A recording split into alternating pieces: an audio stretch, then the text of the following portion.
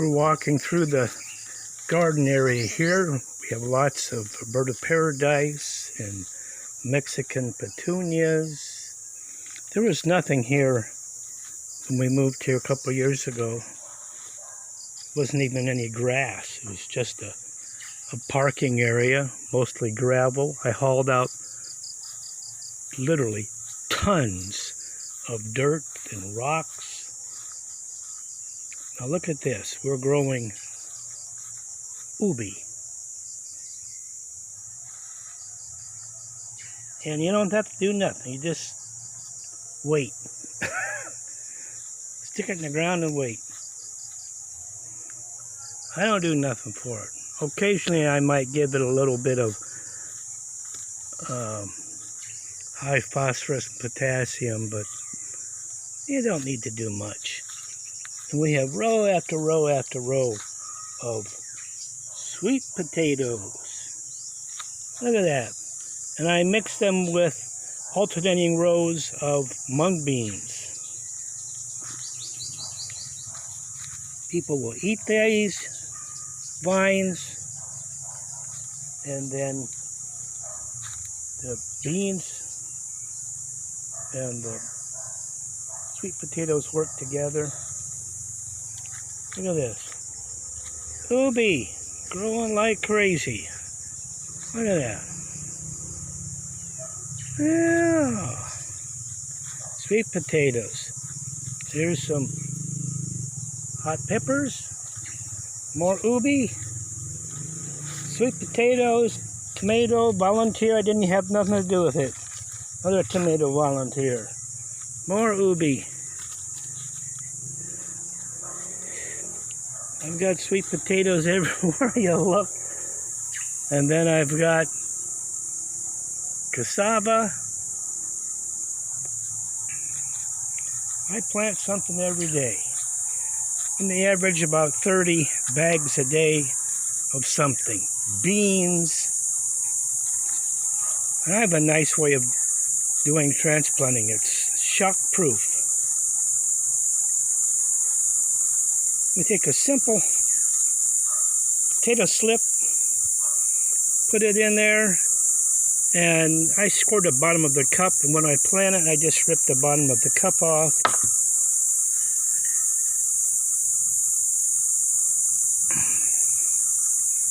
This is so simple, and it's shock proof. When you transplant these cups, the plant doesn't feel anything.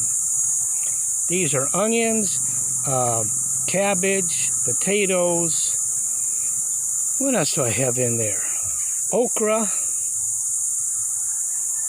There's 35 in each tray here. So yesterday I did 6 trays. 1, 2, 3, 4, 5, 6.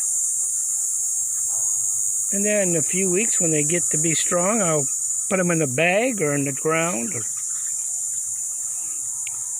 We got calabaza growing, mung beans growing. If you're not growing something to eat, you need to get off your dead butt and do it. You don't need a lot of equipment. You don't need a lot of money. Plant something that will feed you. And it costs nothing. I mean, we're talking pennies for seeds. Mung beans are great. You can use mung beans for sprouting. 3 or 4 days, have a whole tray of sprouts. I'll show you those next. I made this system out of some simple trays. I probably have about $15 invested here. And there's all the mung beans starting. That's just from, about 2 hours. Soaked them overnight, put them in there this morning, and in 3 days, these will be climbing out of the tray. Cost me hardly nothing to grow the seeds. Now we're back over here where the bird of paradise, and then I have the mock bird of paradise right there. And there's 1, 2, 3, 4, 5. I had one that had six, I don't even know what you call them, but we had 6 individual bird of paradise.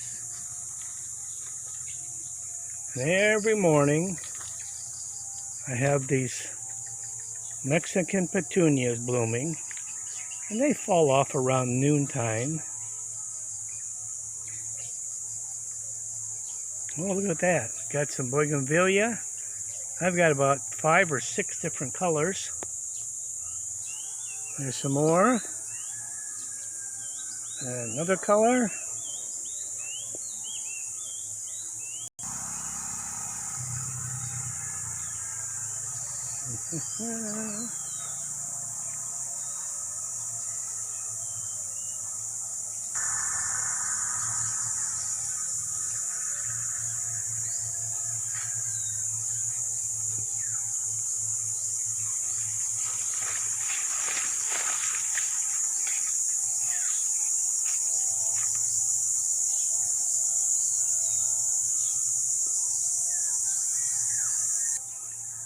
I got banana trees.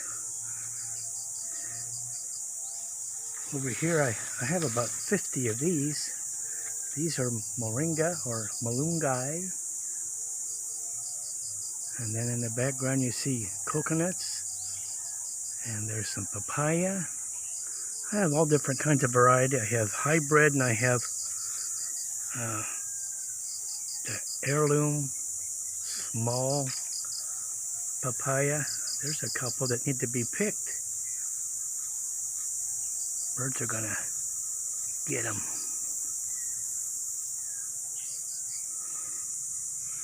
And at the base of a lot of my trees I have green beans planted.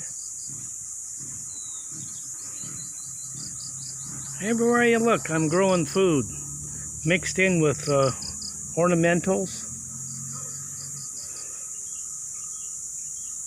There's more papaya. Here is, they call it yellow bell. It's a vine that is excellent for a gazebo or archways.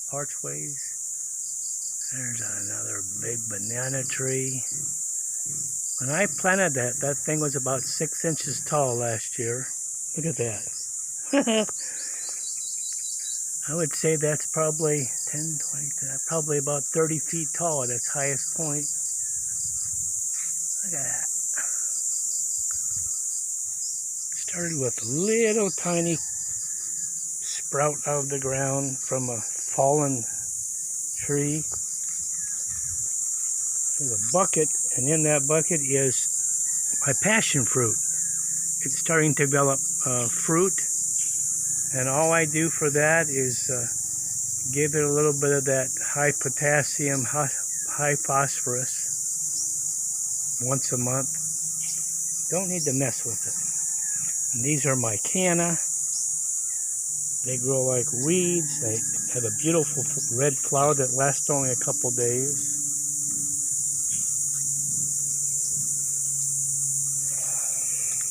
This tree is an old mango tree. And it never really produced much fruit. But now the tree is loaded. And all I did was put my fire pit where we burned leaves and a little bit of trash. Well, that smoke is what brought this tree back to life.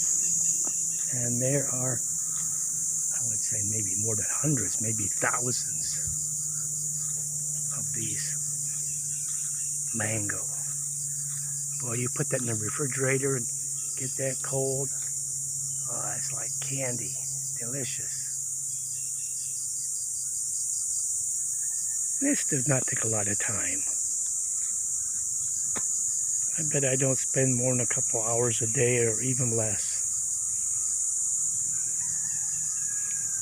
But when I came here, there was nothing here. Just a bunch of weeds and gravel. Nothing. Just absolutely nothing here.